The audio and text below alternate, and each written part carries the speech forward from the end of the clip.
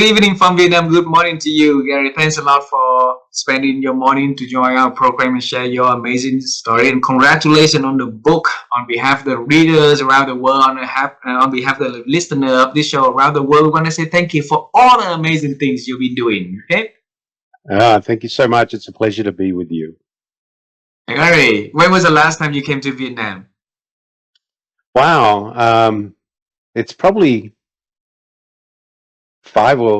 more than 5 years ago, I think, but I still remember it vividly. I went to a fabulous restaurant where they actually threw the food across the room and caught it in a plate, um, which was fun. But I'm a very big fan of Vietnamese food.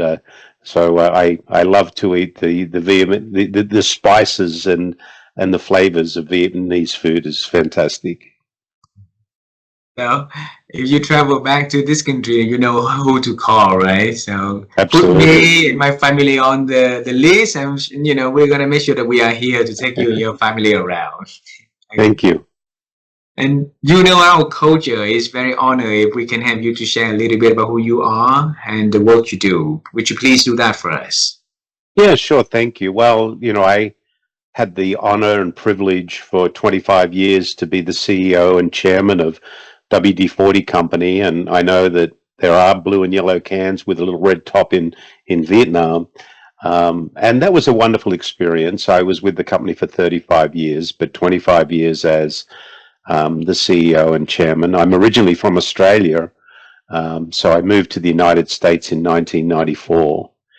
Um, and for the last 3 years, since I stepped down from that role, I do a few things. My purpose now is I help leaders build cultures of belonging where love, forgiveness, and learning inspire a happier, more connected world. And why I think that's important is that organizations can create cultures where people go to work every day, they make a contribution to something bigger than themselves, they learn something new, they're protected and set free by a compelling set of values, and they go home happy. And happy people create happy families create happy communities create a happy world. And I don't think anyone would argue with me that a little happier world right now would be a good thing. So I think business not only has a responsibility, but has a huge opportunity to make a positive difference in people's lives that then would transcend into a happier world. So now I coach 7 CEOs. I'm on the board of a couple of companies. I speak on culture and the importance of servant leadership around the world. And I haven't A lot of people say, did I retire? I said, no, I didn't retire. I refired. I said, I've done my 25-year apprenticeship in leadership, and now it's time for me to put that to work. Wow, wow. And that belief had led you to an amazing journey of leading organization, creating leaders that have been, the workforce to become a better place. So I want to know, since at what age you have that idea of, Gary Rich gonna help people to be happier, help leaders to, to create that culture of working where people can find happiness. Well, I think the big aha moment for me was, and I write about it in my book, my new book, which is called Any Dumbass Can Do It. I write about it in the book in that, in 1997, I was given the opportunity to lead the company, and our goal was to take the brand to the world. And I think from a marketing standpoint, we knew how to do that. What I didn't know how to do was to build a culture in the organization where people could act independently any hour of the day and feel good about it. So I was searching for that answer. And actually, it was 2 years into my role as CEO. I was actually on a Qantas 747 flying from Los Angeles to Sydney. And as you do when you're flying long distances, you take stuff to read. And I was reading, and I read a quote from the Dalai Lama. And the quote was, our purpose in life is to make people happy. If we can't make them happy, at least don't hurt them. And I thought, wouldn't it be wonderful if you could create an organization where the people's happiness was really important. And then I read another quote from Aristotle, who was born in 384 BC, and he said, "Pleasure in the job puts perfection in the work." And I thought, well, those two things really join together. If people are happy and they're enjoying what they're doing, then they're going to do great work. But I still didn't know how to do it.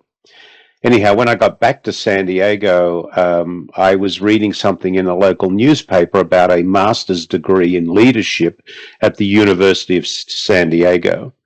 And I went to an information session where I heard my mentor, my dear friend, Dr. Ken Blanchard, the guru of servant leadership, talk about this master's degree, which was about getting people in the heart, not just in the head. So here I was, already CEO of a US public company. I went back to school and I did a master's degree in leadership, which was really very focused on, and Ken was one of my professors, which was really very focused on how do you build an organization that's really focused on servant leadership. So it was there that I found the tools. And as you've talked about wisdom a little bit, we were talking before we went live, I think there's a journey to wisdom. You go and I think that starts with forever learning. So what you do when you learn is you gain knowledge. And when you put knowledge to work, you create wisdom. So my path is to be always a forever learner, to be able to gain knowledge. And once you have knowledge and you put it to work, that's when wisdom arrives. So that was my journey. Beautiful. And thank you for sharing that beautiful definition. Okay. I want to bring you to that plane, the 74-7 back to Australia, when you read the quote from the Dalai Lama. Okay. I reckon that you probably read a magazine on that plane, right? And there's so many words in there, so many articles in there. And could anything in there, like ignite a curiosity inside of that, Garry, right?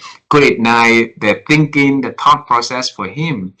Why that piece of advice from the great Dalai Lama starting to ignite inside of you?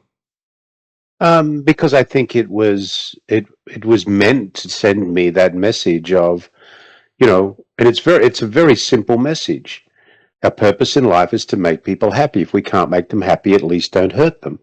Mm-hmm. And when you think about it, it's a very simple message. And if we wake up every day with an intention not to hurt people, but with a positive intention to help them step into the best version of their personal self as a servant leader, not as someone who is a micromanaged, ego-driven leader who really just thinks about what's in it for me, instead of how can I better serve those people I have the privilege to lead. I think that was something that I was meant to read. And it was very, very powerful in that really it was the foundation of what took me to this path of servant leadership. So curiously to ask you, when you say it was meant for you to read, so it seems like you've been seeking for it for a long time prior to that also. Am I correct? Well, I think I'll get this saying wrong, but I think there's a saying that says the teacher arrives when the student is ready. And I obviously was seeking out a path at that time on how do I build this culture. That culture, that want to do that was very clear in my mind. So maybe the teacher arrived because the student was ready.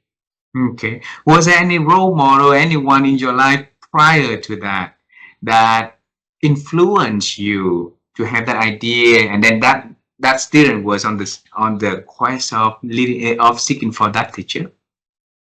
There's probably many. I mean, I write about my mother and my father in the book that I wrote, who obviously had an influence on me. I had people that I had the opportunity to learn from very young in life when I was back in Australia, whether it was working in the local hardware store or the local sports store, whether it was, washing cars or delivering newspapers. So, I think you don't realize what you're learning until you get a chance to reflect on that. And I did a lot of that reflection in my book that I wrote, just the new book that I have, which is full of stories of learning over many years. Absolutely. We're going to get into that masterpiece that you wrote, okay? And this conversation, we want to talk about wisdom a little bit because your book share a lot of wisdom in there. So we're going to go around the corner before we get into the center, okay? So for if I can travel time with you, Gary, and trace all back when you were really young and you can still remember one piece of wisdom from anyone that can vividly remember at the moment, what was that piece of wisdom and who was the one saying that or sharing that with you? Well, I think whether you call it wisdom or belief, one of the things that I think is really important that I learned from a lady by the name of Mrs. Peele. And Mrs. Peele was an elderly woman who I used to deliver newspapers to. And every Friday, Mrs. Peele would give me a bag of candy. And what I realized was that I was in Mrs. Peele's connection to the outside world because she wasn't able to get out of her house very much. And, delivering the paper to her every day was something that was a lifeline to her. But what she made me feel was she made me feel like I mattered because I was delivering that paper. So I think the wisdom that I gained from Mrs. Peele was people want to know and feel like they belong, and people want to know and feel like they matter. And I think those two things are foundational when we're building cultures within an organization. Do people feel like they belong, and do people feel like they matter? And it wasn't until many years later when I reflected on Mrs. Peele and me delivering a paper to her every day probably at the age of 12 or 13, that she really did make me feel like what I did mattered to her. And here she was, an elderly lady, probably well into her late 80s, maybe early 90s. But it was her heart that was so generous. Wow. How could you carry that piece of wisdom for that many long time until today, while you knowing so many people, being in so many conversations differently, and facing with so many different, part of life, right? So why did that matter until now? Um, because I think it was meaningful. I mean, it was very basic. A 12-year-old boy delivering a newspaper to a 80, 90-year-old woman. It's very basic. I mean, it's really the essence of life. So it's just something that stayed with me. Throughout this conversation, you make things very simple. You know that, Gary? You mentioned the two quotes from the Dalai Lama, from Aristotle, and then the story from Mrs. Peele. And those are very basic, simple quote about life. How is that related to the book that you wrote? Well, the whole essence of the book is a lot of people feel that building cultures in organizations is overwhelming. It actually isn't overwhelming. If you know the essence and the ingredients that you need to put in place and you consistently execute upon them, you can build great cultures. In fact, I don't talk about it in the book, but just the other night, again, I was watching one of my most favorite movies, and the movie's Invictus. And I don't know if you've seen that movie or not, but it's the story of Nelson Mandela, one of the greatest leaders ever, and how back in 1995 or 1996, he used the game of rugby to reunite the South African population. And the whole way he did it was he had a common theme that brought people together. And he, I think again, simplistically, he brought the young people of South Africa into the game of rugby, and he sent the number one team of rugby players in South Africa into the countryside to play with these young, uh, African, coloured African young boys, and a lot of them had no shoes, Mm. but he sent the professionals to play with them. So, I think again, our job is to make things as simple as we possibly can, so people can understand it. So the question now is, why didn't people think of that? Why are we trying to complicate things when we can simplify things? Ego, Ego. people's ego gets in the way. I often say that you're in trouble when your ego eats your empathy instead of your empathy eating your ego. And I think that's really important that we think about that. And then I think awareness, I think I don't know if I've shared it with you before, but I have a little notepad here that I carry around. And on the front of my notepad here, I have a little sticker, and it Ah, says, "Am I being the person I want to be right now?" And then it says, "So who is that person?" And I have a list of the person I want to be. And I have to keep reminding myself of this because the world will try and make us something that we're not. So my list says, who is that person? It says, I want to be grateful. I want to be caring. I want to be empathetic and reasonable. I want to be a listener. I want to be fact based. I want to have a balanced opinion. I want to be very curious. I want to be a learner. There's where the connection comes to wisdom. And I want to mm, throw sunshine, not a shadow. And I've had that little list on my notebook for I don't know how many years. And there would not be a day goes by that I don't look at that probably several times, because we have to remind ourselves that who do we want to be our best person without the world dragging us off into a place we don't want to be, because the world will do that. wow. And tell us, on what occasion did you come up with the idea to write out those reminders for you? I don't remember the exact time, but I'm guessing it was very much attached to some of the learning I got from my friend Dr. Marshall Goldsmith. And Marshall and I have known each other for many, many years, and he talks about what is meaningful to you. What is is something. Do I feel like I'm doing something meaningful? And I think during that process many years ago, I came up with a list of, these are the things that I want to be. I often say that we are just these basic human beings bumbling our way down this pathway of life. And in the bushes beside the pathway are these thieves, in other words, environments that come in and grab us and take us off our path. So, in one of the thieves may be, greed instead of gratitude. So suddenly this, you know, thief of greed takes us, and Mm, and for a little while we may feel good about that, but if we don't remind ourselves that what we want to be is grateful and get back on the path, we won't go to our destiny. We'll get stuck in those areas that are not meaningful to us. So, my challenge to those that are with us today is, who do you want to be? mm.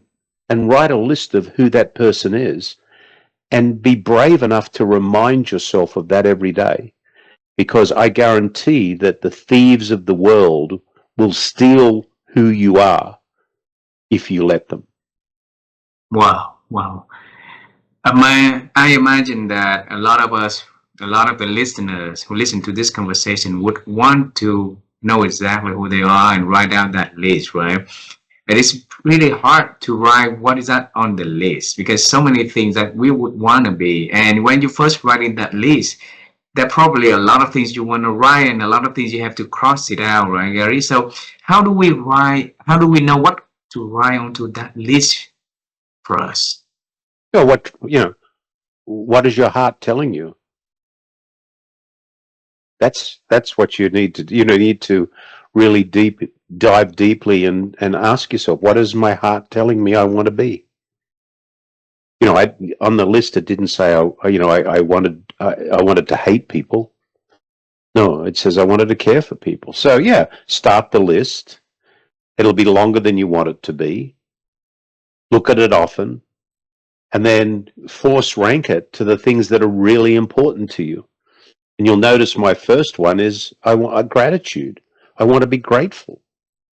If we wake up every day with a heart of gratitude, it makes us a better self. So, yeah, the list will be the list, and it could change, but start making the list.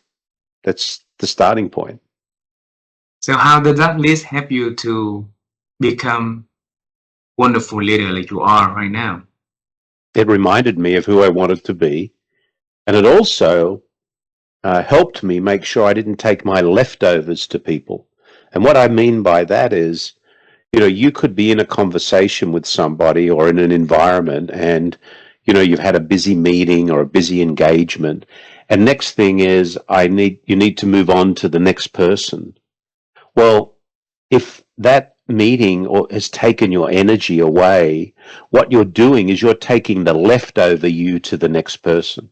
So you need to take a moment to center yourself, to reposition yourself, because people do not deserve your leftovers.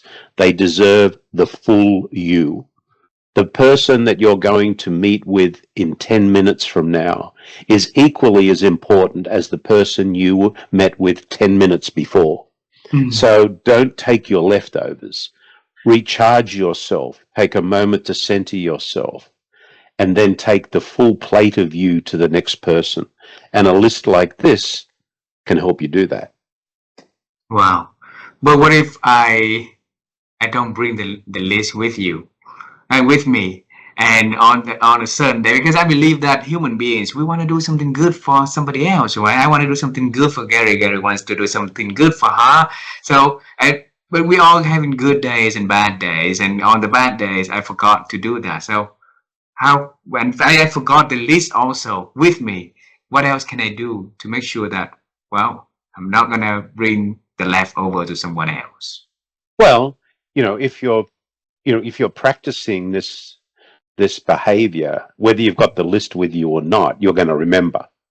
So, it's discipline, basically. It's really about stopping, pausing, and thinking. I'm going to walk into this next meeting. Am I the person I want to be right now? Have I let go of anything that could not deliver my best person to the next meeting? So it means you do a lot of reflection within the day. So not just the morning, not just the evening, but alongside No, of the day. you've got to remind yourself to stop Uh, and just go, okay. You know, there's a process that's out of Hawaii. It's called Ho'oponopono, and it's basically a process of awareness where you say, I'm sorry, please forgive me, thank you, I love you. And you're talking to yourself and you say, I'm sorry for what I did, please forgive myself, thank you for doing that, and I love you.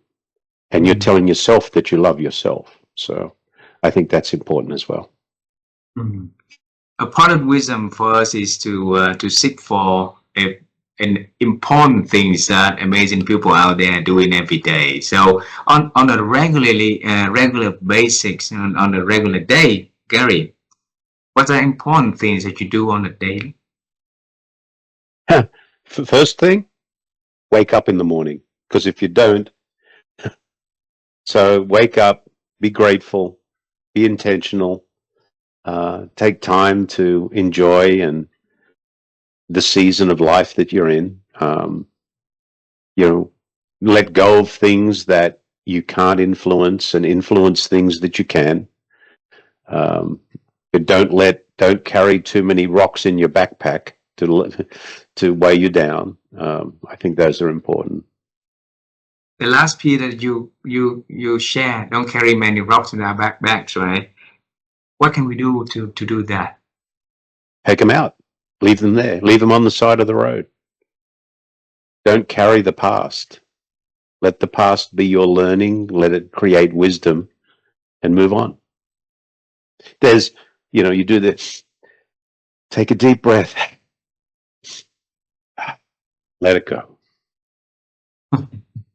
So like just take the rock and leave it down, right? Yeah.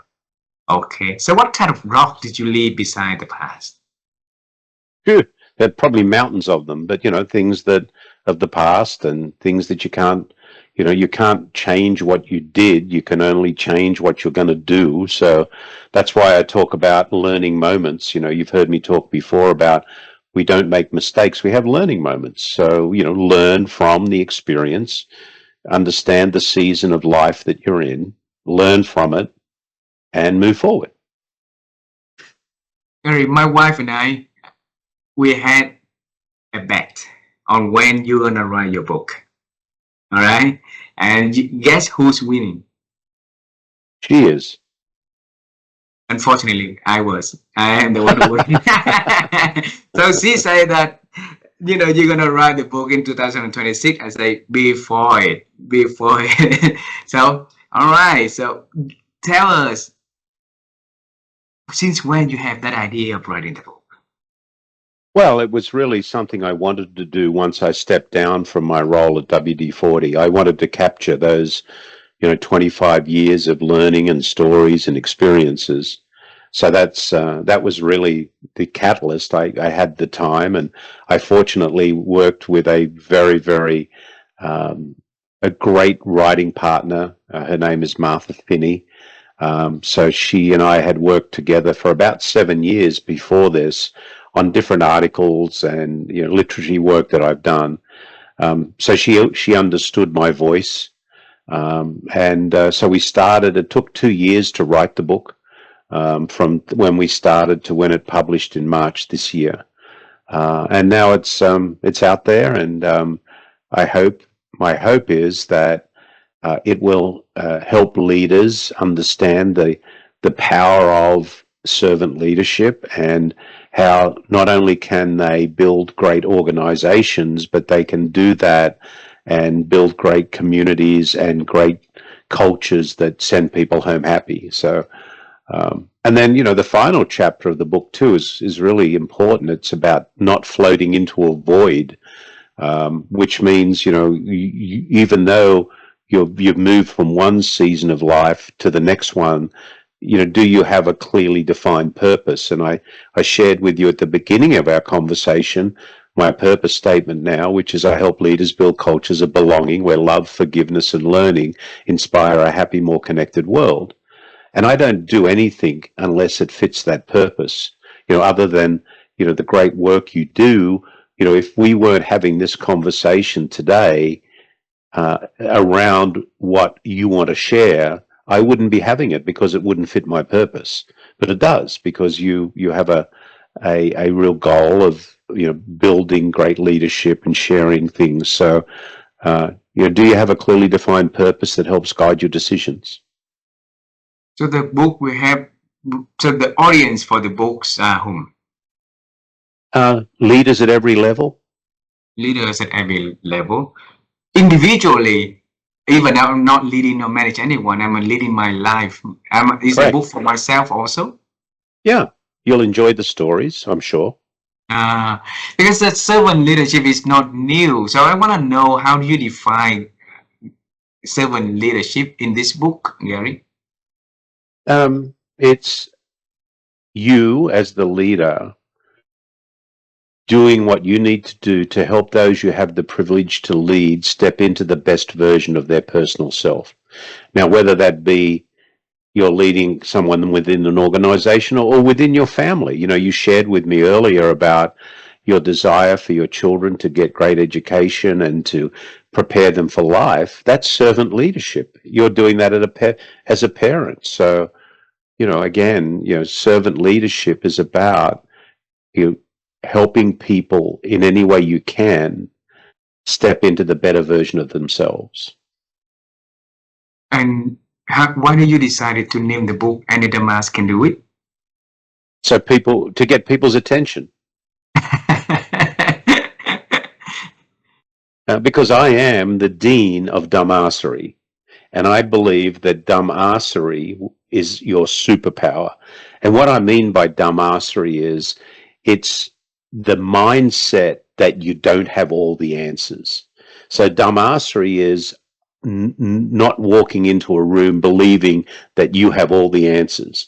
Dumbassery is walking into a room and being able to bring out the answers and the expertise and the wisdom of others, because the best answers come from a whole group of people.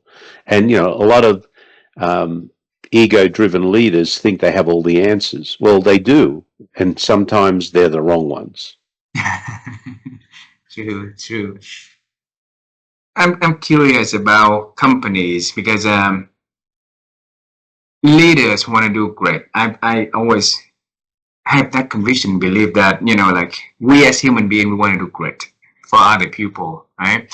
And I saw companies are paying a lot of investment initiatives to create a better culture, and things didn't. They need to move, you know, a little bit here and then move a little bit back, and take two steps ahead, one step back.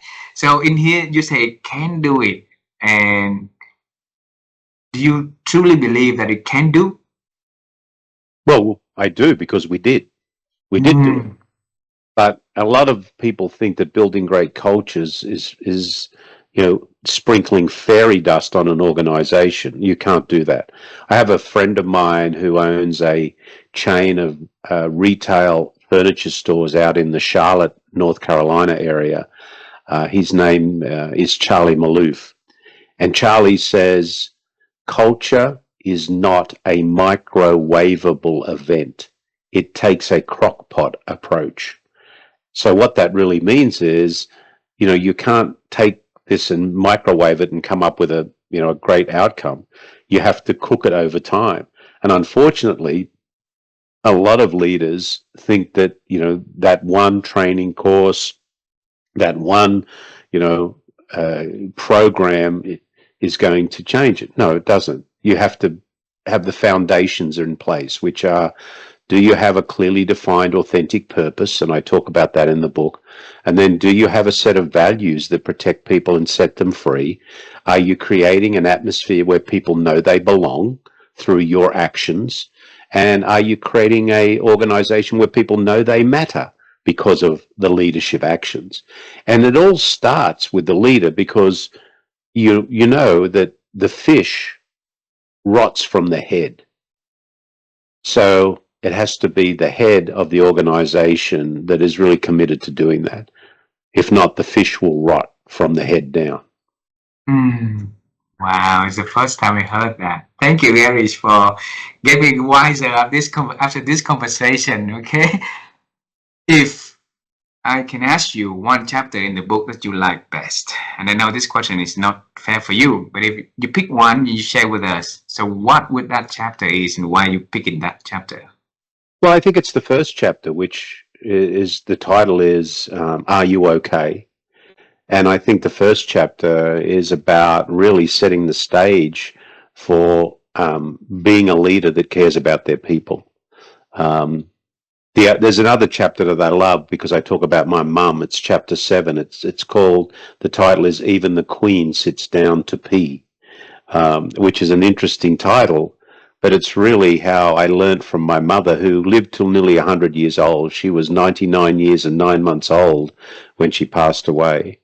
But her learning, her lesson, her wisdom to me was, don't, in Australia, we have a thing called the tall poppy syndrome, which is don't get too big for your boots. Don't think that, you are the corporate royalty. Be someone who is with the people, for the people. And that was something that her wisdom that she shared with me in chapter 7. Wow. And you mentioned about your father also on the book. Yeah. You mentioned maybe you're gonna pick one thing he shared with us, with you, so that our audience we can learn from your Yeah. amazing father also. Yes. Yeah. My father, who was born in 1907, he worked for the same company for 50 years. And he had a principle: a fair day's work for a fair day's pay.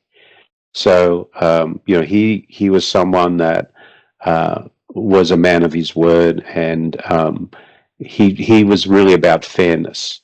Um, he used to have a saying: "Let's be factual about this. Let's gather the facts. Let's make sure we understand before we act."